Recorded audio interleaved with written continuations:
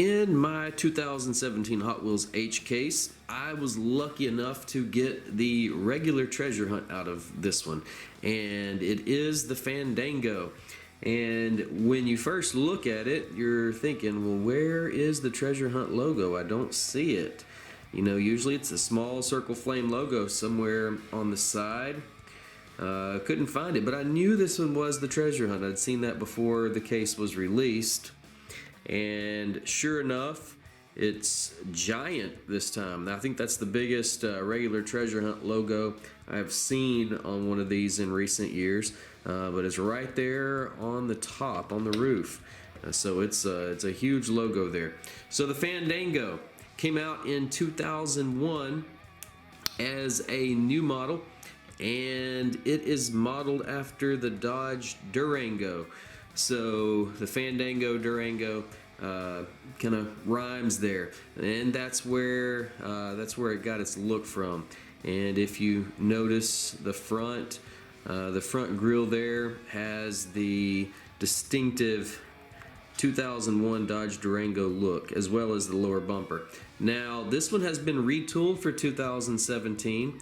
I don't have any of the older ones on hand to compare it to, but you'll notice the green on the bottom is all plastic, and before this year it was all one piece. It was all metal, the top part, and the base may or may not have been plastic, but it was all metal on the top. Now you've got that the body of this has been split into two, basically. You've got the lower half. You do have a separate base there, and the base on this one is plastic. But you've got the lower half and you've got the upper half. So the lower half is going to be this green plastic. The upper half is painted black, and it is die-cast. So this one has changed a little bit. If you'll look at the bottom, you'll notice it has exhaust coming out the side there before the back wheel, and it's detailed on the bottom, so it's coming out both sides there. That's changed slightly. It did have exhaust before, but the rest of the body was all one piece, and then the exhaust was a little cut out in the metal, so it's a little bit different now. And I know a lot of people aren't fans of going to more and more plastic, and I get that, but this actually allows for a little bit more detail. And I know people sometimes are not happy about the cost-saving measures, but that's the reason they can continue to offer them to us for less than $1 each on the retail shelves. And the cost savings is going to be something that they will continue to do, but you know, hopefully we don't go to all plastic, or that would not be cool. But this model is definitely modeled after the Dodge Durango.